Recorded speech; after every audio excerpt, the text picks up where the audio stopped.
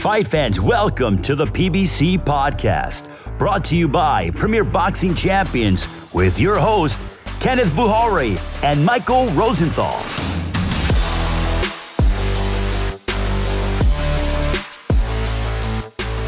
Welcome, everybody, to the PBC Podcast. I'm Kenneth Buhari. And I'm Michael Rosenthal, editor of USA Today's Boxing Junkie. Thank you guys, as always, for joining us. It's another big fight week, Saturday night. PBC on Showtime returns with another banger main event. Undefeated two-division world champion Jermall Charlo is going to defend his WBC middleweight crown against Juan Macias Montiel. We're going to have Charlo's trainer, Ronnie Shields, joining us today to talk about the fight. We're also going to look at the entire card on Saturday night and break it down. Plus, in toe-to-toe, Mike and I will share our top 10 list of active former US Olympians in terms of success in the pros. But first, let's talk about what every other boxing fan is talking about this week. Deontay Wilder and Tyson Fury kicked off their July 24th pay-per-view with a press conference in Los Angeles on Tuesday. Fury and Wilder will face off a third time on July 24th for Fury's WBC heavyweight crown. First fight was a draw. Then, of course, in February 2020, Fury stopped Wilder in 7 rounds to capture the title.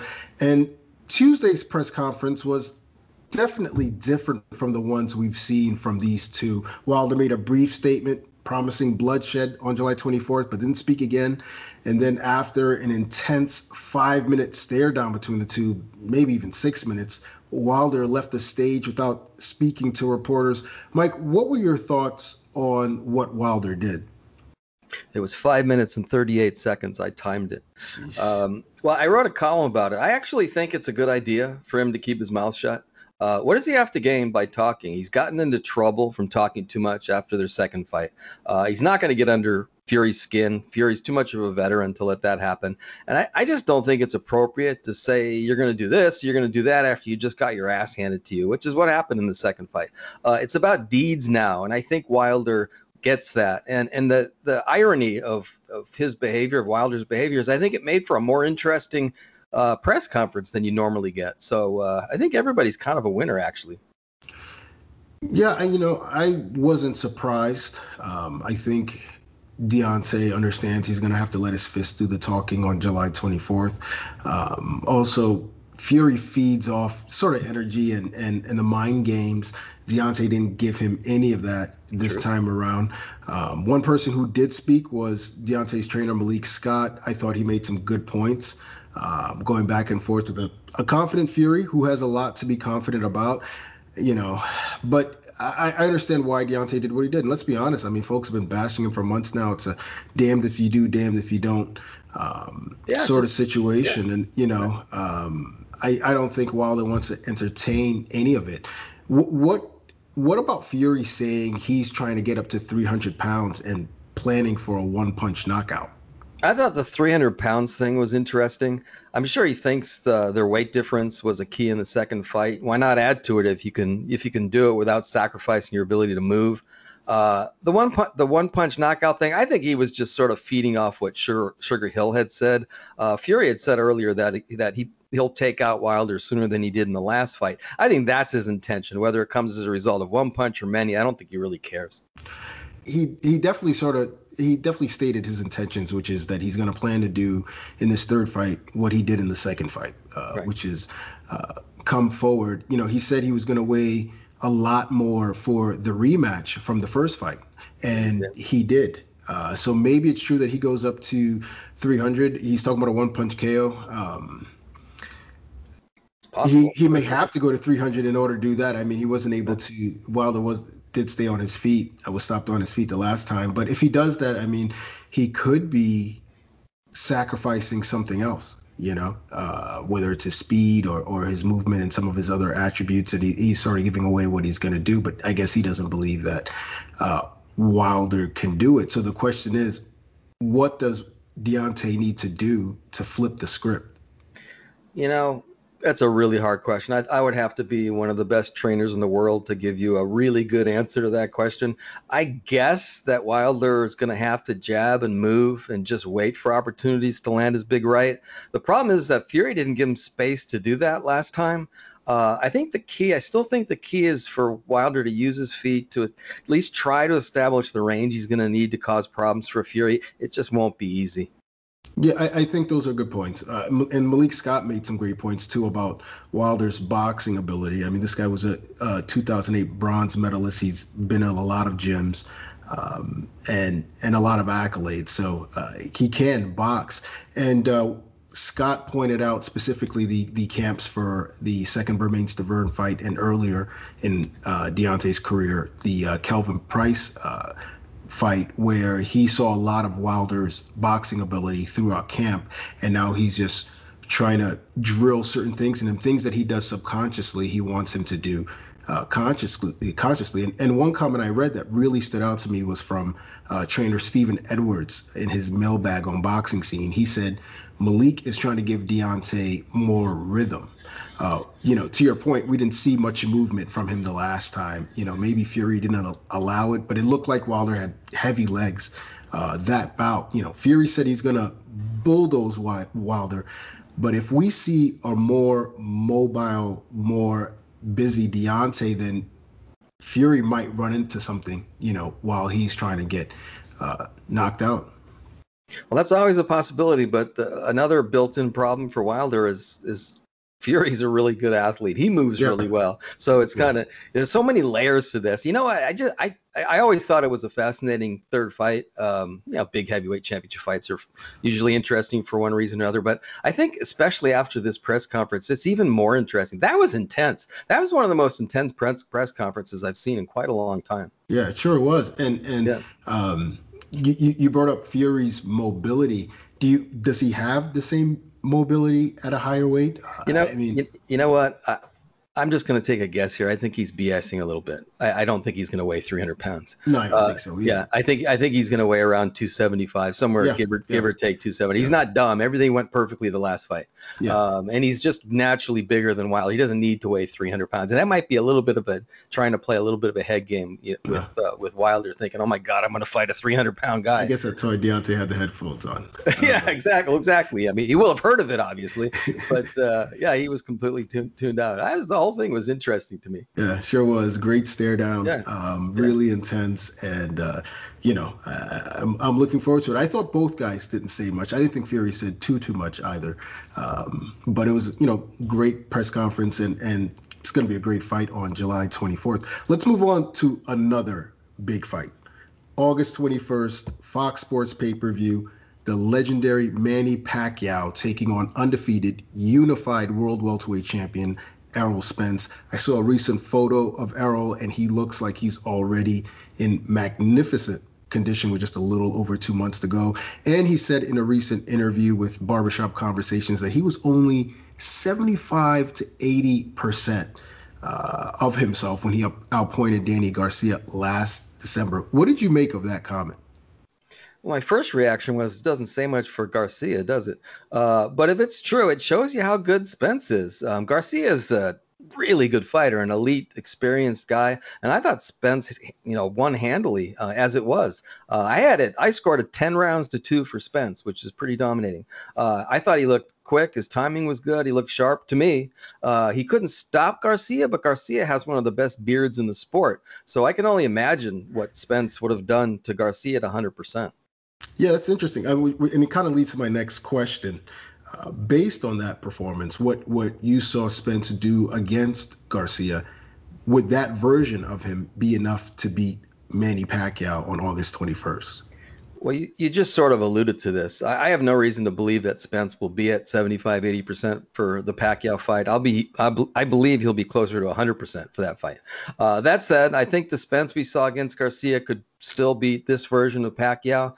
Remember, a gimpy, rusty Thurman came back to make his fight with Pacquiao pretty close in the end. I'll say this as many times as I have to. I don't mean to disrespect Pacquiao in any way. I'm going to always admire the guy. He's like a hero. But come on, he's 42 years old, and Spence is one of the 4 or 5 best fighters in the world. On paper, to me, when I make a prediction for this fight, I'm going to be really confident that I'm going to get it right. Okay. You know, and I like that. And I think that's the consensus, though. I would say that I hope Spence doesn't fall into the trap of thinking that Manny is 42. You know, he's 42. He's a pro. He's a pro. He won't. I mean, I think that decisive victory over an undefeated longtime champion in Keith Thurman is, extremely impressive regardless of age. And if he can do that against Spence, I mean, I don't know what's going to happen. Pacquiao, people, like maybe even Pacquiao said that he will have been off for 2 years when this fight takes place. People saying, oh, that gives him time for his body to heal. I think the longer you're off, especially when you're in your 40s, I think it's harder to come back. I think what he's trying to do is really hard. Now, listen. I thought that he had almost no chance against Thurman, so I put nothing past Pacquiao. I think it's going to be a competitive fight. As a matter of fact, I really believe it'll be a competitive fight. I just think Spence is going to win, but I just don't see. Pacquiao deserves to be a considerable underdog for this fight. Doesn't mean he can't win. I just think he deserves to be an underdog based on everything that I've mentioned so far. Yeah, I think underdog for sure. I don't think coming off a win over Thurman, which is probably the best win of would arguably be the best win of Spence's career. You can't make him too much of an underdog, but bottom line, it's going to be a great fight. I mean, I can't wait to see it. And speaking of fights, I think it's time for the PBC Fight of the Week. It's the summer of PBC, and we're just heating up. This Saturday, June 19th, undefeated two-division champion Jermall Charlo will defend his WBC World Middleweight title against Juan Macias Montiel at the Toyota Center in Charlo's hometown of Houston. It's a triple header, 9 p.m. Eastern on Showtime, and we're going to start here with the essentials. Okay, here we go. Charlo, 31-0, 22 knockouts. Montiel, 22-4-2, 22 knockouts, meaning everyone he's beaten, he's knocked out. Charlo 5-0 in his last 5, obviously, 2 KOs. Montiel 3-1-1, 3 KOs. Charlo's last fight was against Sergey Derevyanchenko, unanimous decision, September 2020. For Montiel, he stopped James Kirkland in 1 round, December 2020. Charlo has a 71% knockout percentage. Montiel 79%, which gives me the opportunity to explain what it is. It's not like how many knockouts per wins, it's how many knockouts per the number of fights that you've had. Charlo's fought 159 rounds, Montiel 94. Charlo's 31, Montiel 27. Charlo turned pro 2008, Montiel 2009. They both fight from an orthodox stance. Charlo is 6 feet even. Montiel 6'1", which I actually didn't realize. Interesting. Charlo 73.5-inch reach, 74 for Montiel. Wow. Charlo's from Houston, which is where the fight's going to be. So that's a nice little edge for him, I think. And Montiel's from Los Mochis, Sinaloa, Mexico.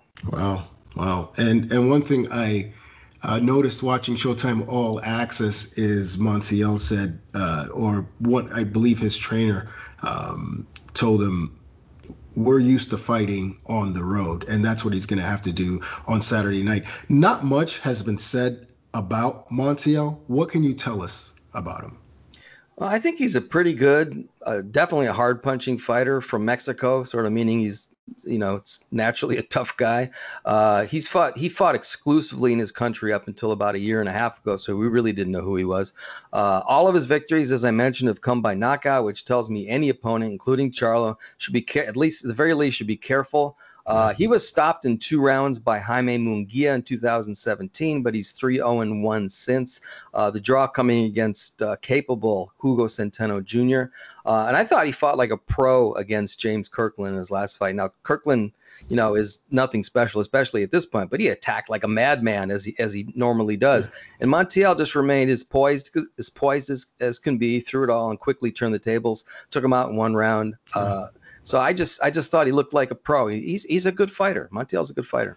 Yeah, absolutely. He did definitely look good that night. And, regarding the loss to Munguia, that was at welterweight. He's fighting at 160. Right. Now he immediately moved up to middleweight following that fight. And he's hungry. He does hit hard, especially with that left hook. Yet Charlo is a huge favorite here. Is this a no-win situation for him?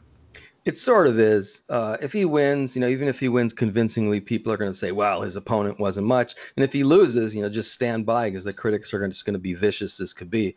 That said, every fighter has fights like these from time to time. There's no way to avoid it.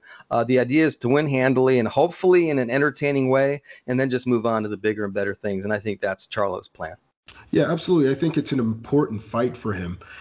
Because he not only wants to continue to establish himself as the world's best middleweight, but one of the world's best fighters pound for pound, and that means making a statement performance. The problem with that, though, is that far too often, if a fighter is unknown, the general public questions their ability. But as we mentioned, Montiel is hungry, he's determined, he hits hard.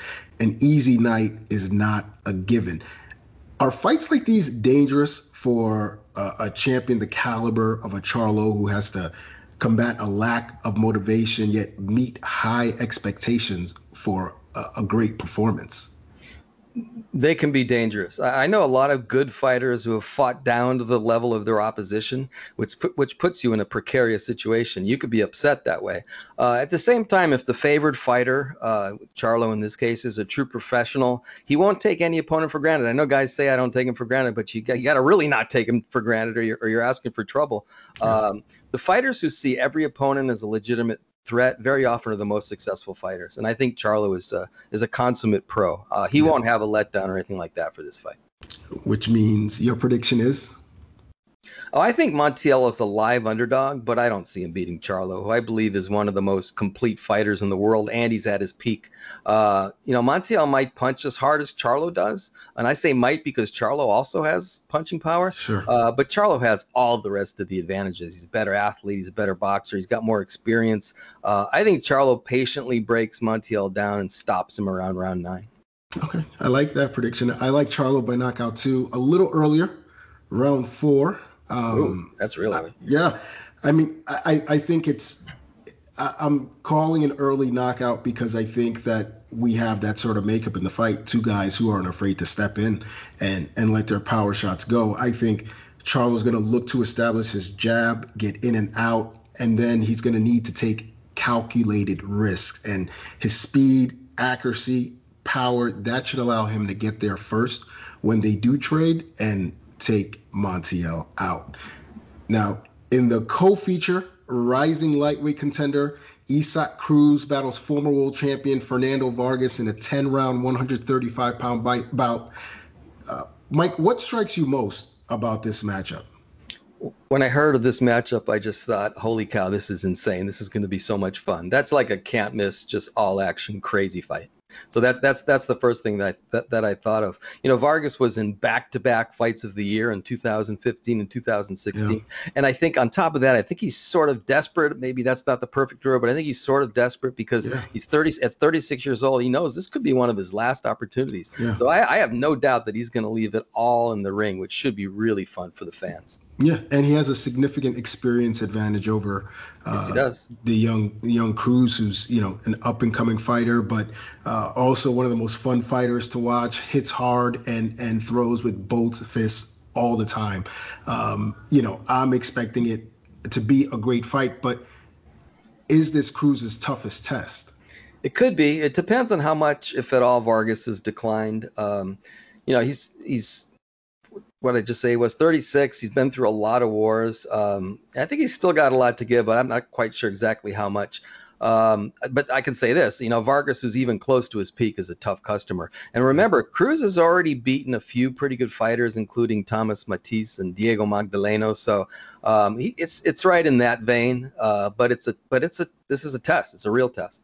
Yeah, it's a great crossroads fight. Two guys that on opposite spectrums. What does a victory mean for the winner? Well, for Cruz, it gives him a victory over a well-known guy, which makes him, that much more marketable, and he remains in title contention. He needs to be at the top of his game against this veteran. For Vargas, as I said, this could be do or die. If he beats Cruz, then he's back in title contention. Sure. That's a crazy concept given his age and all the wars he's been in. Yeah, it's a great opportunity for him, and great opportunity for Cruz to take a step toward a world title. What's your prediction?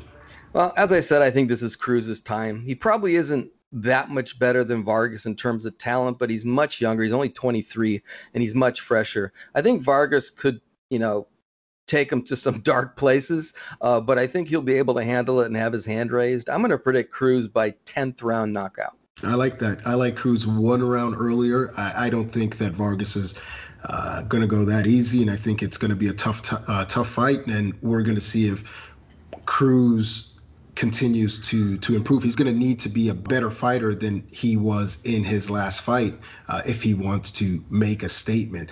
So I expect him to do that. I expect him to have to work for it, but he should get the late round stoppage. Now, the night is going to begin with an excellent match of super bantamweights. Former world champion Angelo Leo takes on Aaron Alameda in 10-round action. Alameda acquitted himself well against Luis Nery last year. Leo lost his title to Stephen Fulton Jr. in a fantastic battle earlier this year. Do you like this for Leo's first fight after the setback against Fulton? Yes, I think Alameda is a legitimate opponent, but at least a small level below him, which is an ideal comeback fight. Alameda won't come directly to Leo, which is ideal for Leo, but Alameda is, at the same time, is no Stephen Fulton, but not many fighters are. Yeah, but Stephen Fulton stood and traded That's true. with Leo and got the better of him. Alameda is going to try and outbox him. Do you think he can do that? No, I don't think so. I think, as you alluded to, I think Alameda demonstrated against Luis Nery that he's a good all-around fighter, but you almost have to be like a boxing wizard, sort of like a Stephen Fulton, right, or have tremendous power to beat a guy like Leo. He's going to come, keep coming until there's a reason not to come anymore. Again, though, Alameda's good. He could give Leo some problems, particularly in the first half of the fight. Yeah, I think what's overlooked regarding Fulton's fantastic performance against Leo that night was that Leo was pretty damn good himself. What does a win mean for both guys? Well, they're both coming off losses, Leo against Fulton and Alameda against Nery. Neither guy can afford a setback. I think a victory for Leo probably puts him right back into title contention, and I think people will have to start taking Alameda really seriously if he can upset Leo. This is a huge opportunity for Alameda, especially coming off the loss. Yeah, extremely important fight for both guys. Leo looking to get back in the mix, and Alameda looking to get his name into that mix. Who are you picking? I think Leo's going to be a machine in there. He's going to attack, and throw a million punches, which is what he does. Alameda probably will have some good moments, but he'll get worn down as the fight progresses. I'm going to say Leo by a wide decision, but he could also get a late stoppage. Oh, wow. Okay. I like Leo by decision. I think it'll be a little closer. I think it'll be a tougher fight. I think he's going to have to make some adjustments to Alameda's style, but we will see how it all goes down. Now, in our prediction league, just an update, still 16-2-2. Mike is still 14-4-2. So it doesn't look like that's going to change this week, but certainly some great fights to talk about. Now, it's time to bring in our guest, one of the best trainers in the game, a fountain of knowledge, and Saturday night on Showtime, he'll be in the corner of unbeaten WBC World Middleweight Champion Jermall Charlo as Charlo defends his title versus Juan Macias Montiel, Ronnie Shields. Ronnie, Saturday night Showtime headliner, your guy Jermall Charlo, the undefeated 2-division champ, defending his title against Juan Macias Montiel. How has camp been so far with Jermall? Camp so far has been really, really great. We've been sparring the way he's supposed to spar. He's been doing his conditioning the way he's supposed to do it. He's in great shape. He's ready to go. Now, Maul says he feels he's improving as a fighter. As his trainer, where do you see the improvements? Just he's thinking more. He's thinking a lot now. He's asking all the right questions, and he's doing things that, I don't have to necessarily tell him, okay, you need to do this, you need to do that. He's doing it on his own. And, and I think that's how you grow as a fighter. When, sometimes, when you start off when you first start off boxing, you know, fighters look for the trainer to tell them everything, you know, but now, you know, and he's been doing this for a while now, that, you know, he's starting to really study more the opponent. And before, not so much. You know, he depended on me doing it mostly by myself. But now he's studying more. He's looking at more film. You know, he's looking at every little thing. And he's starting to tell me, "Dad, man, he does this, he does that." You know, even before I could say anything. You know, and I like that. You know, it just let me know he's doing what he's supposed to do. Ronnie, Jermall obviously is one of the best fighters in the world now. Speaking generally, what makes him so good? Well, you know, I think he just, you know, he loves boxing, man. He loves the thrill of getting inside of that ring and showing off his skills, you know. And I think, you know, and he loves to have fun in that too. You know, he loves, you know, he loves the competition. You know, no matter who it is that's in there with him, you know, he just wants to show that he's the best fighter. And I think that's just, you know, I mean, he's having fun. And, you know, when you stop having fun in this sport, then that's when you got to call it a career. And, you know, and he's really, right now, really enjoying, you know, performing in front of the fans. You've sort of alluded to this already in your comments, but have we seen the best of Jermall, or is that yet to come? That's yet to come. You know, look, you know, he's 31 years old now. You know, he's you know, I see a new birth in him. You know, I see a different guy every day in the gym, because now, you know, he's excited. He's really excited about, number one, fighting at home, you know, fighting in front of his fans, and, you know, fighting on Showtime just because people can tune in and see him, you know, and he just wants to be a good champion. You know, he wants to give opportunities to people, like he got an opportunity to fight for the world title. He wants to give other people the same opportunity. And that's why you have a rating system. You know, you have a rating system so guys can, you know, have an opportunity to fight for the world title. And he wants to give that opportunity to other people, like he got the opportunity when he first won his first world title. Now, speaking of opportunities, Jermall's opponent Saturday night on Showtime, Juan Macias Montiel. What can you tell us about Montiel?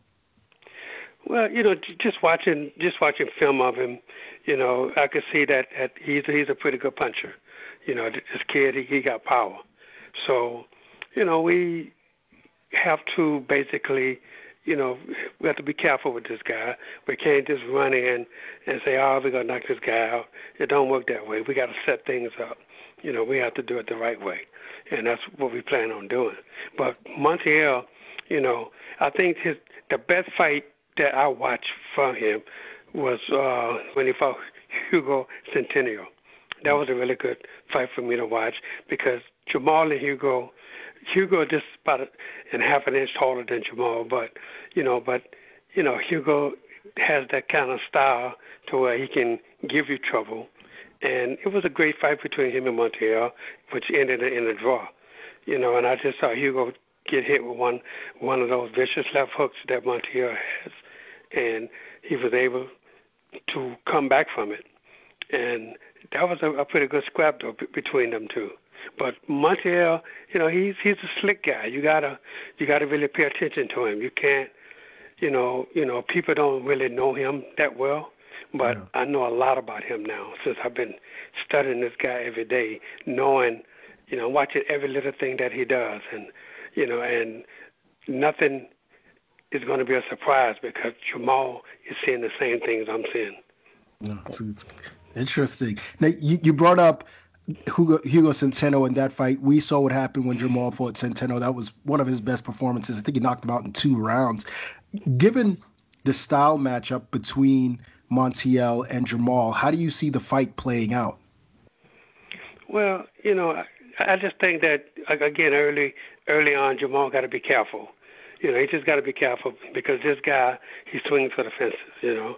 He's, you know, every shot that he throws, he wants it to be a knockout punch. So we just gotta, we gotta just be on our defense. Defense has to be first in this fight. Even before we start thinking about offense, we have to think about defense first.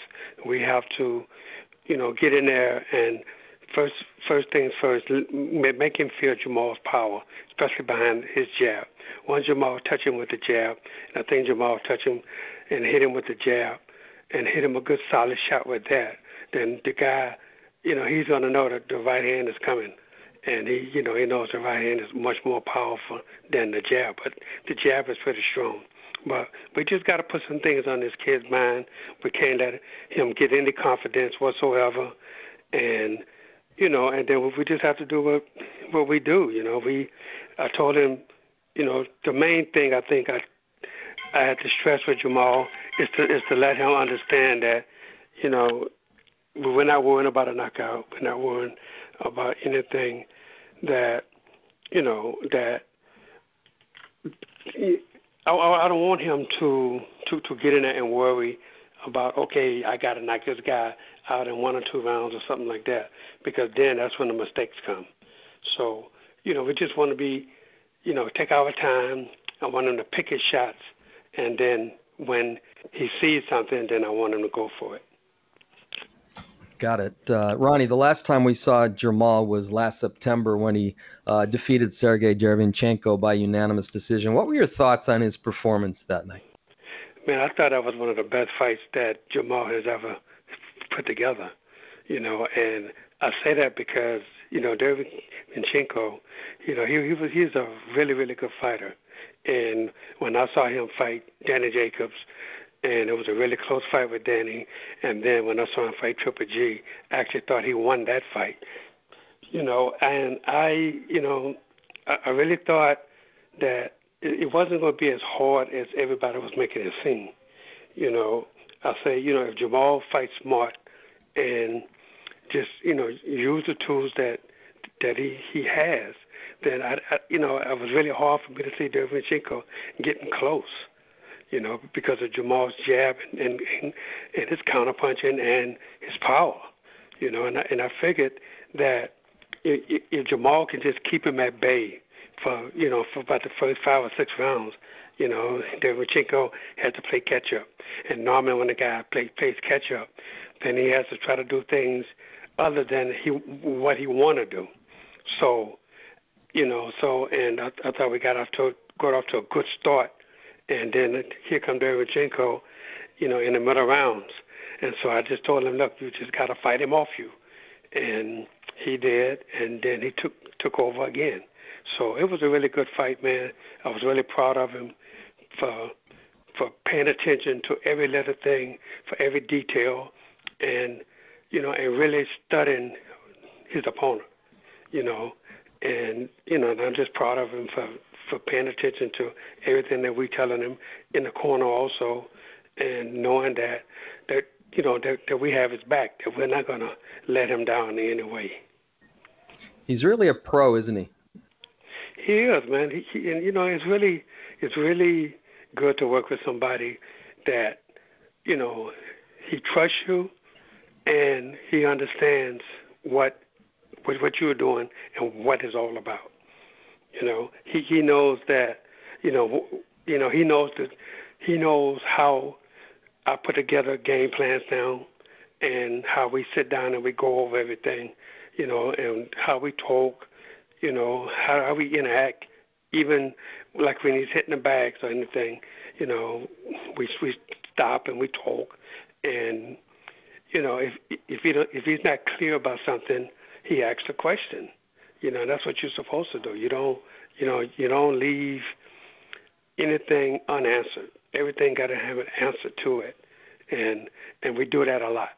We talk about every little thing that we did that day in training. We go over everything, and I just always want to make sure that he understands what we did that day. Great. Jermall says that he'd like to stay at 160, although he's willing to go up to 68 if he can get a big fight at that weight. Is he still making 160 comfortably? Yes, he is. I mean, like a couple of days ago, he was 164. Wow. And he felt really good. I said, how you feel? He said, I feel strong. He said, man, and I'm only 164, so I got to hydrate back up a little bit because we still got a week to go. Right. I say, absolutely right, And, I think what happens is when you eat good, you eat the proper stuff, you drinking the proper fluids, everything works in your favor. If he was the type of guy to really get off of his diet and go away from it, just close to a fight like a lot of guys do, then he would definitely have trouble. But, the only thing with him is it's like the last maybe 2 to 3 pounds. Once we get below 64, then we know, okay, this is what we got to do. We have to push it a little bit more in order to get the last 2 or 3 pounds off. But he normally, he makes it easy. So as long as he's doing it like he's doing it right now, I don't see him having no problems. But if it gets to where it was at 154, I know it's time to go to 160. Because at 154, I think before the Julian Williams fight, he wanted to move up, right?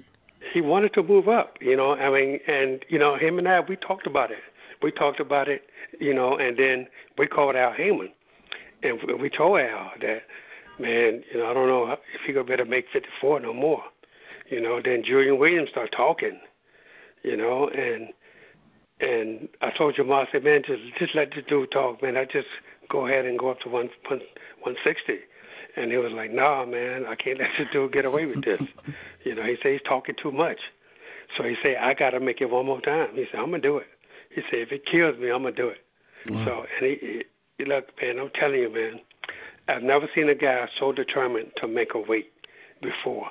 Because when we got down to like 156, he was in a sauna, and I swear, now one bead of sweat came off of him. In the sauna, as hot as it can go, he didn't have not one bead of sweat. And I told him, I said, man, I don't know how we're gonna lose these last 2 pounds.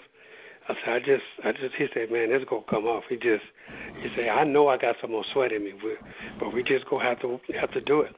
So I remember I left him there in the sauna, and I went and did the fighter meeting for him. And then when I went back, and he was jumping up and down in that sauna and jumping up and down, and I say, sweating? He said, nope, nothing. Wow. And then, like, all of a sudden, though, like about 15 minutes later, he started sweating. And, man, and it came off. The last 2 pounds came off. And I really couldn't believe it. I mean, I was shocked. Because I said, man, ain't no way it's going to come off, because as long as he was in that sauna with that sweatsuit on, jumping up and down, jumping rope, shadow boxing, doing everything, and not a bead of sweat, I say, man, it ain't going to happen. But it did. It came off, and, and, I mean, the good thing about it is that, he had well over 24 hours in order to rehydrate back up and eat good, and he did, and he felt great. But I told him that was it. That's it. After that experience, yeah. Now, Jermall's been calling for a unification versus Gennady Golovkin. In your opinion, why does he beat Golovkin? Well, I think Jermall's a smarter fighter, to tell you the truth. I watch Golovkin a lot, and he's a really good fighter, but he depends on his power all the time. His thing is, if I can hit you, I can knock you out, and this and that. And, in this sport, sometimes you hit a guy, he look at you and smile, and that's the kind of guy Jermall is. But Triple G, he's to the point to where, all I see is him trying to knock people out. And, there's no way in the world he's going to do that to Jermall. No way. I think, but Jermall has to be smart. He has to use that good jab. Let these guys get away from that jab. And when they start getting away from the jab, start hitting them with other shots. And, that's the good thing about Jermall. Is he could switch it up. he don't have to just have his jab. He has other arsenals that he can use, and that can really work for him. What about Demetrius Andrade? How do you see a fight between Andrade and Charlo playing out? I don't. Because, just for the simple reason that, when I was training Jermall, and he had a signed contract to fight Demetrius, and then something happened with Demetrius wanting to go over to Jay-Z. And, and I know him and Artie Palolo, they had a contract on him. But some kind of way, he listened to Jay-Z and them, and they told him, don't fight Jermall, and he backed out of the fight. So they said, you know what, we'll never let this guy, and this before they was champion. They said, we'll never let this guy make any money off of us ever in his career. So that's dead. Did you see his last fight? I wanted to get your thoughts on it. I don't know if you watched it. I didn't see it. Okay. When the time comes, is there any reason to think that Jermall won't be as effective at 68 as he's been at 54 and 60? I think he's going to be real effective at 68. Just because, he carried his power from 54 to 60, and I don't see why he can't carry his power from 60 to 68. I think he's going to even be stronger because, this guy, I'm telling you, he's a natural. Everything he does is natural. He don't need anything but his natural ability. And, he knows his balance is probably the best that I've ever seen. And behind that, with the strong jabs that he has, he keeps his balance and, his power stays in the middle. And, he's not one of these off kind of throw punches all over the place. That's not him. He's really precise with his punches. Jermall obviously gets a lot of respect, especially after the Derevyanchenko fight. But do you think maybe he's a little underappreciated? Oh, absolutely. Absolutely.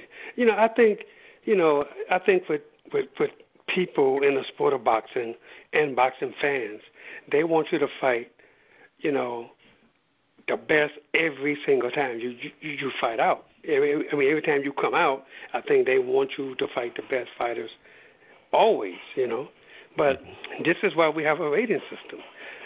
Other guys got to have an opportunity to fight for the world title also, not just the best fighters. If that was the case, then if you weren't a champion or a mandatory or anything like that, that means you will never be able to fight for the world championship. That means Jermall probably would have never, ever got a world title fight if that was the case, And look, it's a lot of good fighters out there. A lot of good fighters. Some that you don't see and some that you do see. But at the same time, those guys deserve to get a chance to fight for the world title.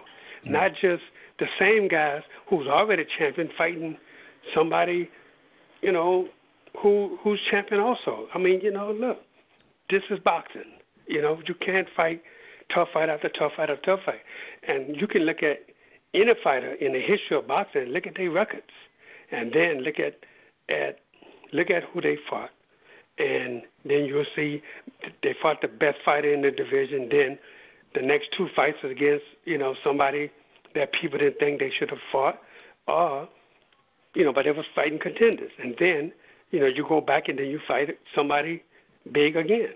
That's the way the sport is. You can't continue to fight back to back top fighters in the world. It just don't work out that way. Got it. We were talking about 68 a minute ago. David Benavidez has also expressed interest in fighting Jermall. What do you think of that style matchup? I think it's a great style matchup, to tell you the truth, because Benavidez, he's a really smart guy. He's a good fighter. But at the same time, this is a guy who was champion of the world and lost his belt on the scale. Mm-hmm. So, then it's funny when he was champion, he really wasn't saying anything about Jermall until, he lost his belt. Then all of a sudden, he wants to fight Jermall. So, look, will that fight happen one day? I think it will. But it could have happened way before if Benavidez would have still been champion. It makes more sense to fight him for a championship than to just go up and fight him for some kind of eliminator that doesn't guarantee you a championship. A lot of people believe Canelo Alvarez's toughest test would be Jermall. I assume that you believe Jermall could beat Canelo. Why would that be so? Well, I just think, Jermall, let me tell you something, man. Jermall, he stands up, he steps up to the plate when it comes to big fights. He knows that, his ability, his ability is great. This kid, man, every time it's time for him to step up to a fight, he does it. So a guy like Canelo Alvarez, really, that's the fight he really wants. That's the fight he wants to show everyone in the world that, he's the best. And, there's no other way to prove that until you fight the best. Yeah. And that's what a lot of people don't understand is that when, you're a guy like a Jermall Charlo, people start calling you out and people expect you to just go, okay, I'm going to go fight this guy or I'm going to go fight that guy. But, it doesn't mean anything. What does it mean for him to go and beat certain guys? It doesn't mean nothing, But a fight with Canelo Alvarez means everything. That's the hope and the dream of every fighter to be, pound for pound the best fighter in the world. That's what it means. And right now, that's Canelo Alvarez.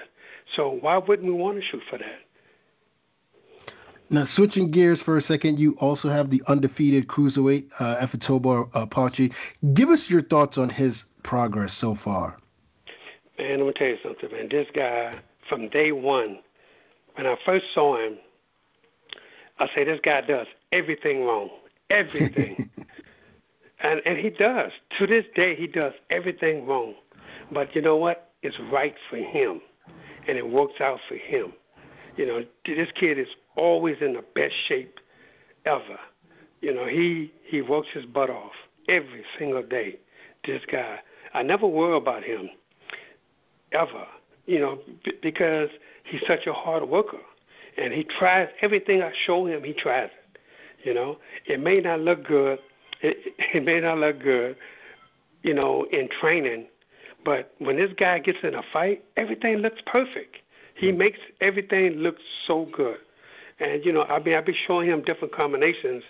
And, I have to hit myself in the head sometimes. So I say, man, it don't look good. It don't look good. But then you put him in the ring, and he does it. And, wow, it looks great. So he's what I call not a gym fighter. Definitely not that.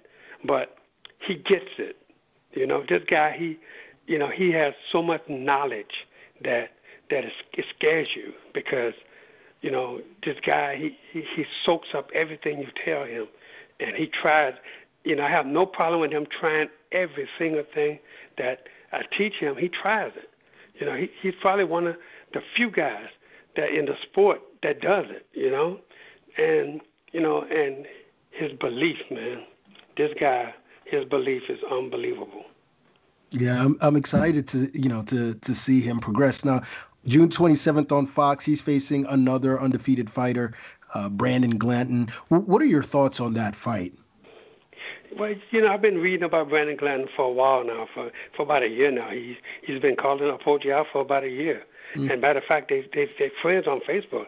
And I remember like about 8 months ago, he showed me something that Brandon Glanton say, man, we friends on Facebook, but I want to fight you. I think it'll be a great fight. And, and I remember that. And, and then just about maybe a couple months ago, after Apache won his last fight, he came out again and said, I want to fight Apache. And all of a sudden I get a call and say, hey, man, y'all want to fight this guy, Brandon Glanton? I say, why not? Well, we can't wait to see what happens. Sounds like you got a pretty busy schedule, though, man. How are you going to balance? These are two very important fights for your guys. I got more than two coming up. Tell you the truth. After Jermall fight, of course, approached it the following week in Minnesota on the 27th. Then on July 3rd, we got Emmanuel Lean. So, he's fighting a big fight.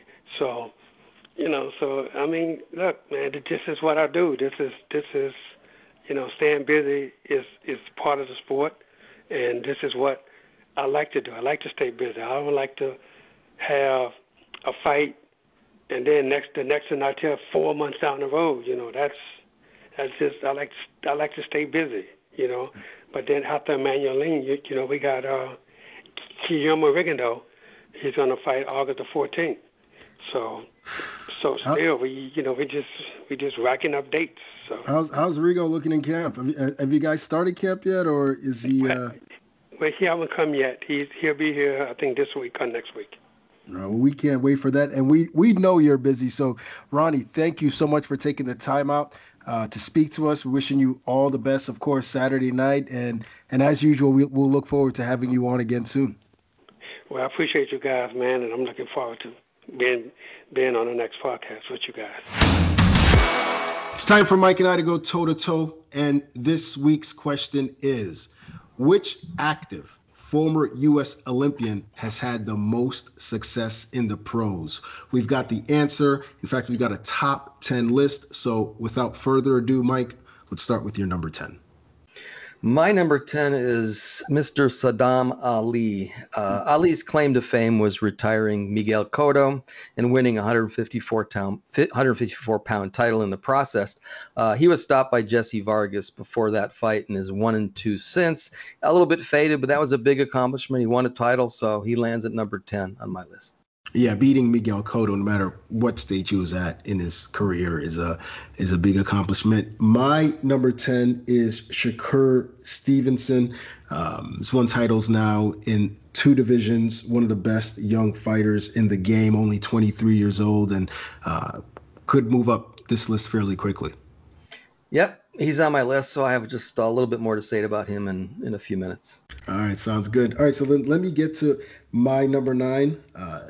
World champion Jermall Herring. I'm pretty sure he's on your list as well, so now I'm wondering where he's going to be. But the WBO 130-pound champion had a great win over Carl Frampton this year and should be in line for another big fight soon, maybe against Shakur Stevenson.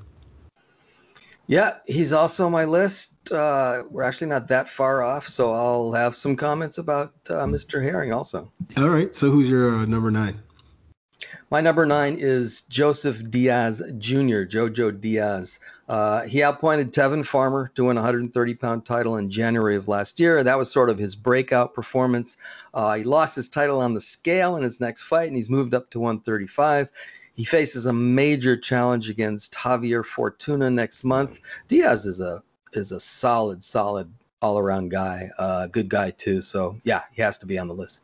Yeah, I agree with you, and that's why he's my number 8. So you pretty much said everything with regard to Diaz. So who do you have there? Number 8 is Shakur Stevenson. Okay. You basically said everything there is to say. I think he's one of the fastest rising young stars.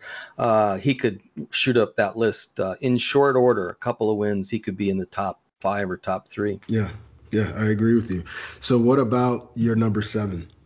So my number 7 is Claressa Shields. I just decided that she has to be on my list. Now, somebody might ask, why isn't she higher? So I'm just going to be honest about this. I've said many times that I'm a fan of women's boxing, and I believe 100% that they belong. At the same time, I believe women's titles mean a little bit less than the men's titles because of a relatively shallow talent pool among women on the women's side. I think that's especially the case at the higher weights, which is where Shield fights. Now, again, I don't mean to diminish Shields' accomplishments. She's a 2-time Olympic champion. She's a star. She's a future Hall of Famer. I just put a little bit more stock in men's titles. And then we don't even need to get in how I feel about titles in general, which is a different conversation. But mad respect for Claressa Shields, which is why she's number 7 on my list. Yeah, absolutely. And she's also on my list. So I'll get to my thoughts on her in a little bit. My number 7 is Rashi Warren, former world champion. And really one of the best amateurs on this list. Period. If it was the amateurs, I mean, he may place a whole lot higher, but certainly one of the best to come out of the Olympics. Great southpaw, great boxing skills, and former world champion. He was tell me if I'm wrong. He was a 3-time Olympian. I think. He was. Yes, he was. And he did win a pro title. He's actually number 11 on my list. So I should have mentioned him as an honorable mention. But yeah, I have a lot of respect for Rashi. All right. Well, let's get to number 6. You want to go or? Whose turn is it? I'll go. So I have Jamel Herring at number 6. You know, the former Marine battled through 2 mid-career losses to become a junior lightweight champion, and he's coming off the biggest victory of his career, I think, a 6th-round knockout of former Fighter of the Year Carl Frampton in April. So he's in a good place right now. He could end up fighting Shakur Stevenson, which is just a massive fight. I think that's a competitive fight. I'm not 100% sure who wins that fight. If Herring has his hand raised, I think that changes the way he's perceived. Yeah, absolutely. And I think it's a very, very good fight. He's got the experience. He can box as well. He showed good pop against Frampton. So I hope that fight gets made. Looking forward to that. My number 6 is Demetrius Andrade. Andrade still undefeated. He's won titles in 2 divisions at 154 and 160. I think the lack of fights against bigger names probably prevents him from being higher on this list, because he certainly was one of the most talented amateurs coming out of the 2008 Olympics, but still time for him to continue to make his mark. Yeah, it's kind of drives me crazy when I try to assess Demetrius Andrade's career. He's got titles in 2 divisions, right? And you could see the ability, but he's basically fought nobody. I'm exaggerating to make a point, but you know where I'm going with that. So like you said, hopefully he'll get those fights later on, and he is on my list just a little bit higher. Okay, so we're at what, number 5? Yeah, go for it. All right. Well, my number 5 is someone you spoke on a little earlier, Claressa Shields. An accomplished amateur, 2-time Olympic gold medalist, a fantastic professional, has dominated the sport ever since she's turned pro through multiple divisions. Extremely accomplished and still smack dab in her prime. And not to mention, we saw what she did in MMA over the weekend. I don't know if she comes back to boxing. Be sad if she didn't, but I wouldn't be surprised to see her excel in that sport as well. Yeah, I think she's coming back. But I wanted to say about the MMA thing is she's so good. She's even winning in other sports, which essentially is what that is. Yeah. Just tremendous respect for Claressa Shields. Yeah, she's a 2-sport athlete. She's like she's Deion Sanders. She's Bo Jackson. Right, Bo Jackson. That's right. Who you got for number 5? So number 5 for me is Deontay Wilder. Say what you want about Wilder's ability or lack thereof, if that's your opinion. The former heavyweight champ has one of the biggest right hands in the history of boxing, as his knockout ratio indicates. And remember, it took a special heavyweight in Tyson Fury to sully Wilder's perfect record. He's the only guy that's ever beaten Wilder. He's had a pretty damn good professional career. Yeah, I will get to the Bronze Bomber in a little bit. My number 4 is Jose Ramirez, the former unified champion at 140 pounds. Another one in that excellent line of 2008 Olympians. Has beaten some very good fighters, Victor Postol, Maurice Hooker. Is coming off that loss to Josh Taylor a few weeks back, but certainly one of the most accomplished fighters on this list. Yeah, he's on my list too, just a little bit higher. The former 140-pound unified title holder suffered his first loss, as you mentioned, against Josh Taylor, but he lost to one of the best fighters in the world, and it was a close fight. And as you mentioned, he's got a number of victories over other notable fighters, so he's accomplished a lot, and he's going to accomplish a lot more. Yeah. So who's your number 4? Demetrius Andrade, and I gave you my thoughts on him. Yeah, he could be higher, but he needs to fight. He needs to fight the right guys, and that just hasn't happened yet. Yeah, absolutely. All right, let's go to number 3 then. And My choice is the longest reigning champ in the sport, WBC World Featherweight Champion Gary Russell Jr., one of the best fighters in the game, arguably the fastest still, even though he is boxing's longest reigning champion. Just a great ring IQ, everything. I mean, he's got everything you want in a fighter, and you'd probably make him a favorite over most of the names anywhere near him. Absolutely. And he's on my list a little bit higher. People think of his quick hands, and which he obviously has, his skill set. I'm not sure too many people focus on the fact that he is the longest reigning title holder. I wish he fought a little bit more, in part because I just want to see him fight more. And I think he would accomplish more that way. So hopefully as he goes into the last part of his career, he'll do that. But just gifted beyond just unbelievable gifts this guy has. Yeah, for sure. Yeah. So who's your number 3?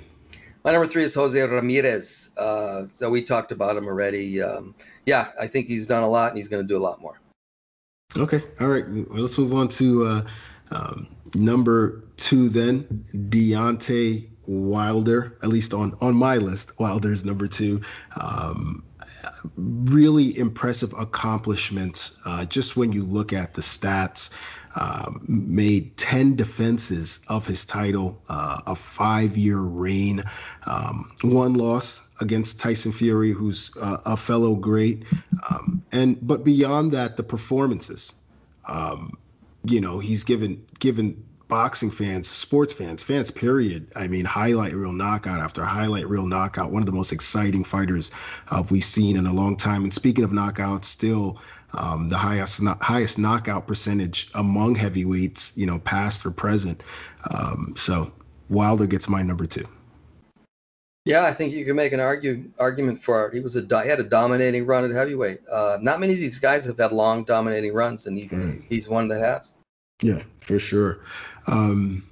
So where are we at? Who's your number 2? My number 2 is Gary Russell Jr. I just think this guy is special, and I think he's proven it more than everyone except one Olympian, one former US Olympian. He's got the gifts, he's got the accomplishments, he's got the longevity, consistency. He lost that one fight to Lomachenko very early in his career, hasn't really been touched since then. I think he's maybe a little bit underappreciated. Oh, I've already said everything I need to say about him, and I won't quibble with where you have him, as long as he's in your top 5, top 3. He's just that good a fighter. All right, time for number 1. Drum roll. Should I go or? It's funny. We went through this whole list, and number 1's so obvious for you. Yeah, for both, we could say it in unison probably. All right, 1, 2, 3. Errol Spence Jr. I mean, no question.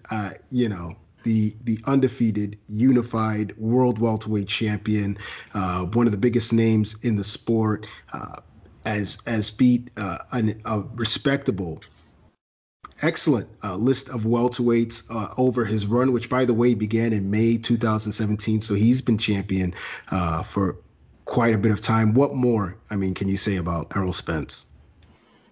Well, he's a welterweight title holder. He's Boxing Junkie's number 4 fighter pound for pound, which I think where most people have him. Yeah. I think he has by far the best resume of recent Olympians.